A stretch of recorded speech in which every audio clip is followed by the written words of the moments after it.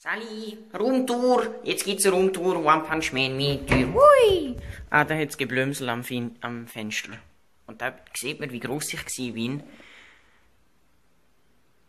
Im Scharfstellen. Ja, im 207. Nämlich 1,30. Ich bin nur ein klein. Da hinten haben wir. Hallo? Hallo? Mami? Egal.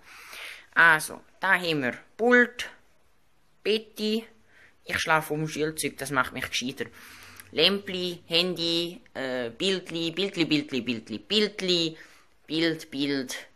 Gestell, Schulzeug und anderes Gekrümsel. Dort ist die Kamera, die ich eigentlich verwenden für das, aber das ist zu mühsam. Lampe, Bildli, Kleiderschrank, das ist mein Boxsack, den benutze ich nicht, darum hänge ich jetzt meine Pulli drauf auf, weil das sieht von außen aus, als hätte sich da jemand hängt.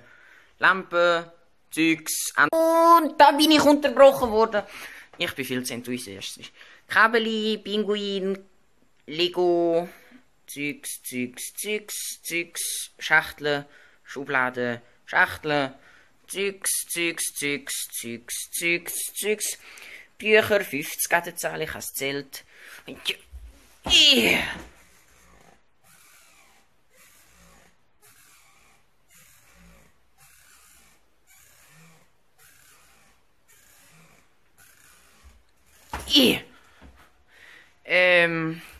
Figürli, der kleine Buddha und der kleine Buddha und eine kleine Giraffe. Und da haben wir noch einen Frosch, Bär, Brille. Da haben wir wieder einen... Nein. CD, Schublade, Stock. Was macht der Stock am Boden? Ja. Also... Das ist es eigentlich auch schon wieder gewesen. Ich entschuldige mich, dass es so kurz war. Mehr von der Wohnung gibt es nicht. Also ihr kennt ja vielleicht noch die Küche aus der Kochvlog gezeigt. Da haben wir zum Beispiel den Kochherd. Bildli. Hui. Warte, und hinter der Tür sehen wir nochmal den One Punch Man. One Punch.